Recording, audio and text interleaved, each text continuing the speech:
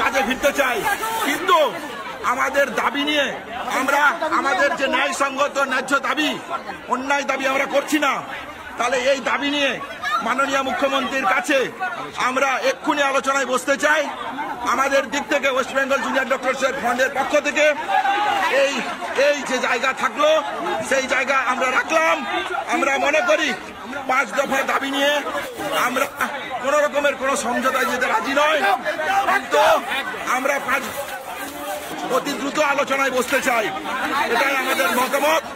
আমরা নিচ্ছি অতি দ্রুত আমরা আলোচনায় বসবো, এটা নিয়ে রাখলাম আপনাদেরকে। আমরা আলোচনায় বসতেই চাইছি 5 দফা দাবি নিয়ে।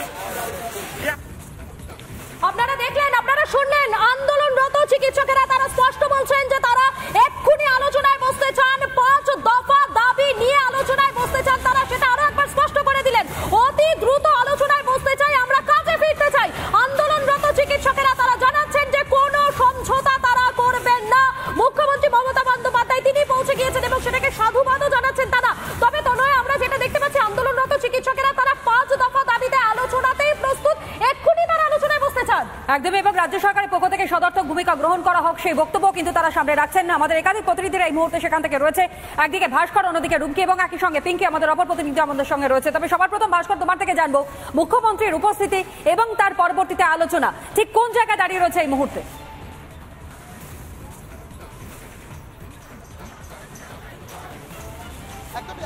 এই মুহূর্তে দাঁড়িয়ে মমতা বন্দ্যোপাধ্যায় তিনি চলে গিয়েছেন, কিন্তু যে আন্দোলনের দাবি সেই দাবিতে এখনো অনড় চিকিৎসকেরা এবং সাধারণ মানুষেরা। একটু অবশ্যই শোনানোর চেষ্টা করবে, এখানে লাগাতার স্লোগানিং চলছে, একটু শোনানোর চেষ্টা করবো। মুখ্যমন্ত্রী মমতা বন্দ্যোপাধ্যায় এসেছিলেন, রোগী কল্যাণ সমিতি ভেঙে দেওয়ার কথা বললেন, কিন্তু যে 5 দফা দাবি সেই 5 দফা দাবি নিয়ে একটা শব্দও খরচা করলেন না। আমরা জুনিয়র ডাক্তাররাও এই ডিমান্ডটা তুললাম, ওনাকে বললাম কিছুক্ষণ বসে থাকতে, শুনতে। উনি বললেন যে আপনারা ডিসাইড করে মিটিংয়ে আসুন। আমাদের খুব সোজা দাবি যে 5 দফা পয়েন্ট নিয়ে আমাদের কথা বলতে হবে। আমরা ওপেন ডিসকাশন চাই, জনতার সামনে আমরা কথা চাই। মানে এই আলোচনার কথা যেটা বলা হচ্ছে সেটা লাইভ স্ট্রিমিং এর দাবি এখনো আমাদের আছে।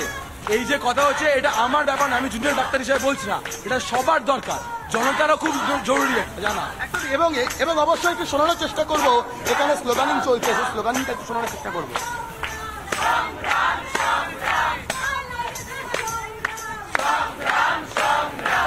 বারবার করে দেখো, অন্তত একটা বিষয় স্পষ্ট, মুখ্যমন্ত্রী মমতা বন্দ্যোপাধ্যায় তিনি অবশেষে তার ইগো কিছুটা দূরে সরিয়ে রেখে হয়তো এসে পৌঁছেছিলেন এই ধর্ণা মঞ্চে, এই রাজপথে, কিন্তু যারা চিকিৎসক, যারা সাধারণ মানুষ, তারা সাফ বলছেন যে হ্যাঁ, চিকিৎসকেরা অবশ্যই কাজে যোগ দিতে চান, কিন্তু যে 5 দফা দাবির কথা বলা হয়েছে সেই 5 দফা দাবি নিয়ে আলোচনা করতে হবে এবং সেই বৈঠকে লাইভ স্ট্রিমিং করতে হবে। দরকার মুখ্যমন্ত্রী মমতা বন্দ্যোপাধ্যায় এবং তার যারা আধিকারিকরা রয়েছেন তারা এই ধর্ণা মঞ্চের এখানেই বৈঠকে বসুন, কোনো সমস্যা নেই। এবং আমরা রয়েছে, আমরা লাগাতার প্রতি মুহূর্তে ছবি দেখাচ্ছি এবং স্লোগানগুলো শোনাবো।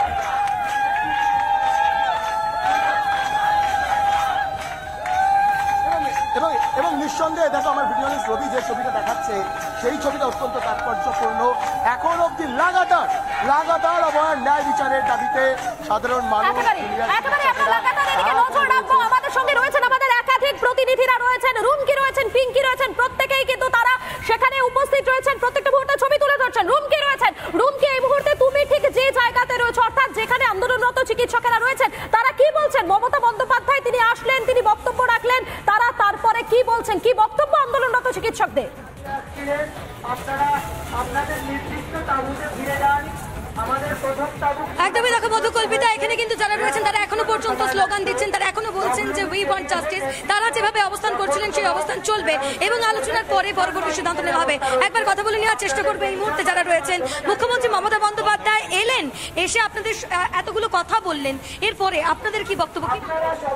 এটাকে তো আমরা পজিটিভলি দেখছি যে উনি এখানে এসছেন, আমাদের সাথে কথা বলেছেন। আমরা তো প্রথম দিন থেকে এটাই চাইছিলাম যে যারা সরকারে আছে তারা আমাদের সাথে এসে আলোচনা করে আবার ওরাও আমাদের সাথে বিচারের পথে এগিয়ে যান। এবার উনি এসছেন আজকে, আমরাও উনি যখনই রেডি হবে আমরাও ওনার সাথে বসতে চাই, আমরাও একটা সমাধান পেতে চাই। এটার জন্য আমরাও যত জলদি পারি আমাদের কাজে ফিরতে চাই, কিন্তু বিচার আর আমাদের দাবি এগুলো মাথায় রেখে আমাদের এখন এগোচ্ছি আমরা। যে 5 দফা দাবি রয়েছে সেই 5 দফা দাবি মুখ্যমন্ত্রীর কাছে আপনারা আবার হ্যাঁ নিশ্চয়ই রাখা হবে ওইগুলো। আর আমরা একটা ওনার সাথে বসে একটা আলোচনা তো নিশ্চয়ই করতে চাই, যেখানে এখানে এতজন মানুষরা, সাধারণ মানুষরা এসছে, তো আমরা যদি এখন বন্ধ ঘরে এখন আমরা একটা মিটিং করি, সেটা এই মানুষদের জন্য আমরা জাস্টিফাই। লাইভ স্ট্রিমিং এর যে দাবি করছিলেন সেই লাইভ স্ট্রিমিং কি চলবে? লাইভ স্ট্রিমিং এর দাবি কি আপনার অনড়? একদম একদম আমরা চাইছি যে এখন যতটা জলদি পারি একটা মিটিং করা হোক, এটা সমাধান পাওয়া হোক, কিন্তু সমাধানটা যখন পাওয়া হবে, মিটিংটা করা হবে যখন একটা লাইভ স্ট্রিমিং বা একটা ভিডিওর একটা ফ্যাসিলিটি থাকে, যাতে লোকেরাও জানতে পারে কি ঘটেছে। আমরা একদম স্পষ্টভাবে, আমি আরো একটু সুস্পষ্টভাবে জানতে চাইবো, তোমাদের 5 দফা দাবি ছিল, একটা লাইভ স্ট্রিমিং, আর কি কি দাবি রাখছো? 5টা দাবি লাইভ স্ট্রিমিং, আর আমরা যত জলদি পারি আমরা ওনার সাথে একটা সমাধান খুঁজতে চাই, এটাই। এই মুহূর্তে যারা আন্দোলনরত পড়ুয়ারা রয়েছেন, চিকিৎসকরা রয়েছেন, তারা বলছেন যে তারা যে 5 দফা দাবি জানিয়েছিলেন সেই 5 দফা দাবিতে তারা অনড়। যদি 5 দফা দাবি মেনে নেওয়া হয় তাহলেই তারা আলোচনায় বসবেন, এবং এই যে মুখ্যমন্ত্রীর আশা এটাকেও তারা সদর্থকভাবেই দেখছেন এবং তারা সমাধান সূত্র চাইছেন। আমি একবার ছবিটা দেখানোর চেষ্টা করবো। এই মুহূর্তে দেবব্রত বসুকে বলবো দেখাও। এই মুহূর্তে কিন্তু যারা আন্দোলনকারীরা রয়েছেন তারা কার্যত যে আন্দোলন মঞ্চ তা আবার পরিষ্কারের পথে নেমেছেন। আমি একটু কথা বলে নেওয়ার চেষ্টা করবো। মুখ্যমন্ত্রী মমতা বন্দ্যোপাধ্যায় এই আন্দোলন স্থলে আজকে এলেন, তোমাদের সঙ্গে কথা বললেন, এতগুলো কথা তিনি বললেন, কিন্তু সমাধান কি দাবি জানাচ্ছেন? আমরা প্রথম থেকেই যে দাবিগুলো জানিয়েছি যে আমরা মুখ্যমন্ত্রীর সাথে আলোচনায় বসতে প্রস্তুত, সেখানে আমাদের WBJDF এর 30 জন সদস্য থাকবে, লাইভ স্ট্রিমিং হবে, এবং আমরা যে দাবিগুলো তুলেছি সেই 5 দফা দাবি নিয়ে কথা হবে। এইগুলো যখন তিনি মেনে নেবেন তাহলে আলোচনার রাস্তা খোলা রাখতে আপনি নবান্ন যাবেন? একদম একদম, যে কোনো জায়গায় বসতে, নবান্ন হোক, স্বাস্থ্য ভবন হোক, লাইভ স্ট্রিমিং না হলেও যাবেন? আমরা বসতে চাই। লাইভ স্ট্রিমিং এর দাবিটা আমাদের মনে হয় না এটা বড় কোনো একটা বিষয় হতে চলেছে। এটা 2019 সালে মুখ্যমন্ত্রী মমতা ব্যানার্জি তারই প্রস্তাব ছিল যে জুনিয়র ডাক্তার আমার সাথে আসুক, আমার কাছে কোনো হাইড্যাক সিট নেই, সবাই থাকুক সেখানে সংবাদ মাধ্যমের ব্যক্তিরা, এবং আজকে তো তাই দাঁড়িয়েছে। তা আজকে তো কোনো সুস্পষ্ট ব্যাপার নেই যে কেন আজকে এই দাবিগুলো কেন মানা হচ্ছে না, সেটা মানুষ শুনতে চায়, যে আজকে কোথায় সমস্যাটা কোথায় হচ্ছে সেটা। আমি একটা বিষয় স্পষ্ট হবো, লাইভ স্ট্রিমিং এর যে দাবিটা আপনাদের ছিল সেটা থেকে কি আপনারা সরে আসছেন? না, লাইভ স্ট্রিমিং এর দাবি থেকে এখনো পর্যন্ত টিল নাও আমাদের এখন সবাই বসছে, কথা বলছে, এখনো পর্যন্ত আমরা লাইভ স্ট্রিমিং এর দাবিতেই আমরা রয়েছি। হ্যাঁ, কিন্তু আমরা যেটা বলছি এটা কোনো অন্যায্য দাবি, এটা একটা বিশাল বড় আমরা দাবি করেছি, এটা তো উনার দেওয়াই দাবি, মানে উনি এই প্রস্তাবগুলো দিয়েছিলেন যে আমি ডিস্ট্রিক্ট মিটিংগুলো করি, আমরা সবাই লাইভ দেখি। আজকে ডিস্ট্রিক্ট মিটিংগুলো লাইভ হয়, আমার সবাই শোনে, জুনিয়র ডাক্তারদের বক্তব্য আমার হাইড অ্যান্ড সিক নিয়ে লাইভ হবে।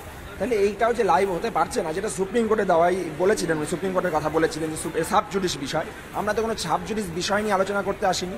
1 নম্বর বিষয়ে ঢুকে কে দোষী, কাকে গ্রেপ্তার করেছেন, এগুলো তো আমরা জানতে চাইনি।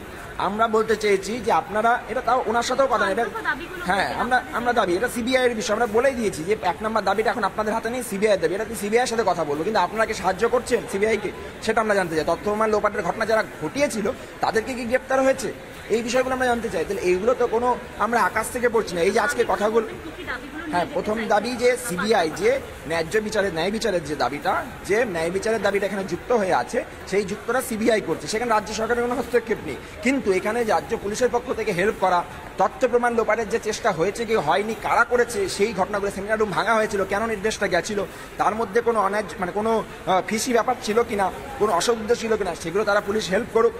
সন্দীপ ঘোষ যিনি এই ঘটনার সাথে শুরু থেকেই জড়িয়ে আছে, তাকে ডিসিপ্লিনারি অ্যাকশন কেন নেওয়া হয়নি, আরও যারা ব্যক্তিবর্গ জড়িয়ে আছে, ন্যায় বিচার পাওয়ার পথে বাধা হয়ে আছে, যেরকম বললাম আরজিকর মেডিকেল কলেজে এই যে অঙ্গ প্রত্যঙ্গ পাচারের যদি চক্র চলতো, তাদের কি এটা সত্যি চলতো, তাহলে এরা কি তারা কিছু বের করতে পেরেছে, এই যে বিষয়গুলো নিয়ে, এটা নিয়ে স্বাস্থ্য ভবন, দ্বিতীয় পয়েন্ট সন্দীপ ঘোষ, তৃতীয় পয়েন্ট চলে এসছে স্বাস্থ্য ভবনের কর্তা ব্যক্তিরা, ডিএমই, ডিএইচএস, প্রিন্সিপাল সেক্রেটারি, এরাও তো একটা বাধা হয়ে দাঁড়িয়েছে এখনো পর্যন্ত। এই যে আজকে নোটিশ পাঠানো হয়েছে, কতজন প্রেজেন্ট কতজন অ্যাবসেন্ট দেওয়া হয়, ভয় দেখানোর একটা চেষ্টা হচ্ছে।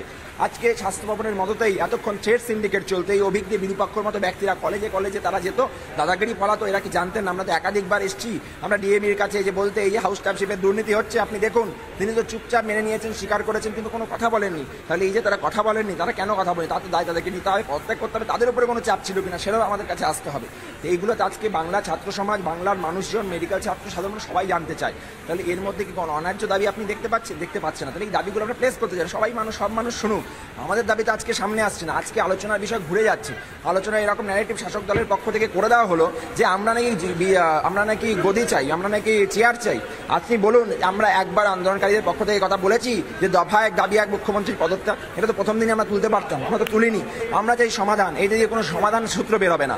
আমরা চাই সমাধান, আমরা জাস্টিস থেকে এসেছি, জাস্টিসের থেকে এক চুলো আমরা সরতে চাই না। তাহলে জাস্টিস থেকে সরিয়ে দেওয়ার যে চেষ্টা বিভিন্নভাবে হচ্ছে, রাজনীতিকরণ হিসাবে দাগিয়ে দেওয়ার চেষ্টা হচ্ছে, তার দলের যে নেতামন্ত্রীরা এগুলো করছেন, কেন করছেন, তাই না? এগুলো তো সমস্যাটাকে জটিল করে তোলা হচ্ছে। শেষ প্রশ্ন তোমার কাছে, এই মুহূর্তে যারা এই মুহূর্তে টিভির পর্দায় আছে, বহু আন্দোলনকারী যারা পিছনে দাঁড়িয়ে রয়েছেন, বহু মানুষ হয়তো এই মুহূর্তে চোখ রেখেছেন, তাদের উদ্দেশ্যে কি বার্তা দেবে? কারণ এই আন্দোলন এখন আর চিকিৎসকদের আন্দোলন নেই, তোমরাই বলেছো, এখন সাধারণ মানুষও যুক্ত হয়ে গেছে, তাদের উদ্দেশ্যে কি বার্তা?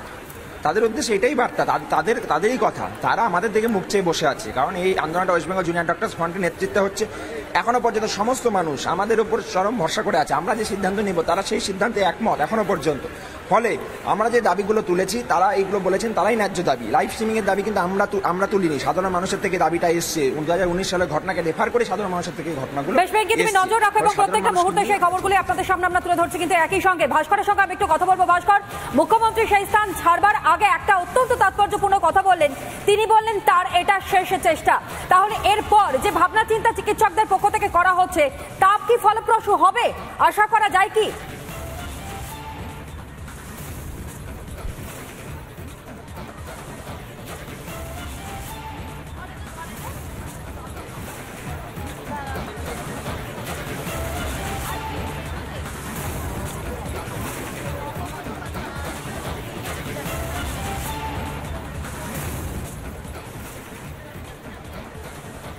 আমরা আবারও যোগাযোগ করব আমাদের প্রতিনিধিদের সঙ্গে, কিন্তু একেবারে এই ধর্ণা স্থানে মমতা বন্দ্যোপাধ্যায় যখন পৌঁছলেন, তার পরবর্তীতে দাঁড়িয়ে তিনি ঠিক কি বলেছিলেন আরো একবার আপনাদের সামনে রাখি, শুনুন মমতা বন্দ্যোপাধ্যায়ের বক্তব্য।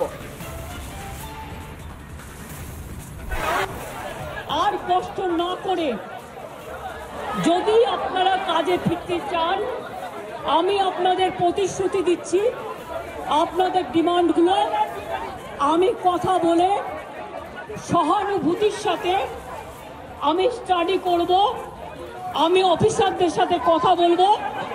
আমি একা সরকার চালাই না, আমার সাথে একটা chief secretary, home secretary, DG police সবাই আছেন। আমি আপনাদের বলতে চাই, আপনাদের ডিমান্ডগুলো আমি ভাববো, আমি চিন্তা করব।